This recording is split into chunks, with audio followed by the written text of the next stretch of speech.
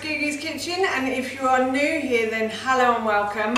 My name's Alexis and today I want to show you how to make my delicious chicken Kiev.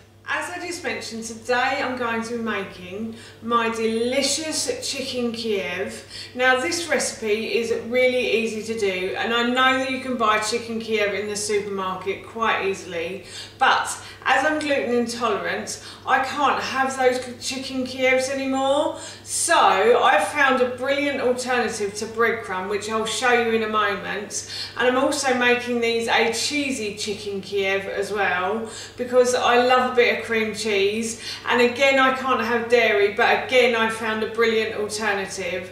So while I was making them, I thought I'd share this recipe with you. So here is how to make my yummy chicken Kiev. So the first thing I'm going to do is preheat my oven to 200 degrees. So my oven is preheating nicely now, and what I'm going to do is I'm going to get some cream cheese. So I pre-made this cream cheese, and I will link the recipe for this in the description box below for you. But basically what I did was I soaked some cashew nuts overnight, and then I blended them up with some tahini, and basically it makes a really nice alternative to cream cheese, and I really like it with chicken as well. It tastes really lovely. So I'm just going to get a couple of tablespoons, and I have basically flattened out some chicken breasts here. So I butterflied them. They had a really nice bit on them that I could butterfly them easily. And I'm just going to spread the cream cheese in the middle of these chicken breasts. So I'm just going to get a bit more chicken as well. And I'm just trying not to touch the chicken with a spoon, because I realise I'm putting it back into the pot again. So that's why I'm using a knife as well, to spread it out as evenly as I can. So yeah, I just basically cut down the middle of the chicken breasts and folded them out. So all I'm going to do is just fold them back in again like so. And then I have some egg here. So I'm going to put the chicken breast into the egg like that. And oh no, I forgot. I was going to put it in the flour first actually. I put it in the flour. Silly me. Yeah, it doesn't really matter which way round it goes, as long as it goes some way. And then I'll put it into the egg again. And then what I'm going to do is I'm going to dip it into my breadcrumb alternative. So my breadcrumb alternative is basically ground flaxseed. And ground flaxseed makes a really nice breadcrumb alternative, I've found. I use this in a lot of recipes as well.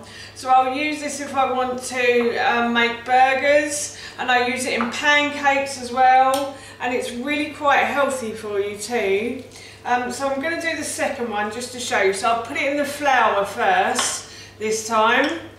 Yep, so I've dunked that in the flour like so. Now you do have to be a bit careful because they do fall apart a bit on you as well. And then I'm going to put it into the egg and then back into the breadcrumb again. So my breadcrumb alternative, as I said earlier. And that is my chicken Kiev's done. In the original recipe, I think I said 4 chicken breasts, but these chicken breasts are actually quite big. So what I'm going to do is I'm going to cut them in half, and I think I might even get about 5 meals out of this as well. So yeah, I'm really pleased with these chicken breasts. They are quite large. So as I said, I'll probably cut these in half.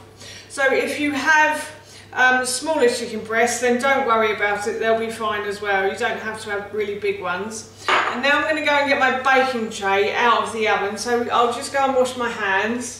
So I've removed my baking tray from the oven, and now what I'm going to do is I'm going to put my chicken Kievs into the baking tray. So I forgot to mention that earlier, I did put my baking tray in, but I am using a Pampered Chef stone. And the great thing about Pampered Chef stones is they take out the badness and only leave the goodness. Unfortunately you can't buy these in the UK anymore, but I'm sure you can find something similar online or in your local supermarket as well. So yes, I've put them into the baking tray, and now I'm just going to drizzle a little bit of olive oil on the top, and I'm going to carefully dab the olive oil all over the chicken Kievs like so, and this just helps it to go nice and golden brown. You don't have to do this if you don't want to, but I just like to because it just makes it that little bit tastier, I find. So I've done that, and now what I'm going to do is I'm going to put these into the oven for about 25 to 30 minutes, and I'll show you how I know they're cooked when it comes to that time. So I think the chicken is done, but just to check it, I'm going to put a skewer in, and if the juices run clear, then the chicken is definitely cooked. So this is cooked, and to go with this, I've made some Hasselback potatoes as well, and some steamed cabbage. So I'm going to serve this up now. So that's how you make my yummy gluten-free and dairy-free chicken Kiev, and as you can see here, I've made my Hasselback potatoes, and as I mentioned earlier, the recipe for that I will link in the description box below, and I'll also link the steamed cabbage recipe in the description box below too. But for now, that's it from me. Thank you so much for watching. Please feel free to give me a big thumbs up if you enjoyed this video. And please feel free to leave any comments below. And please don't forget to hit that subscribe button. See you all soon. Bye.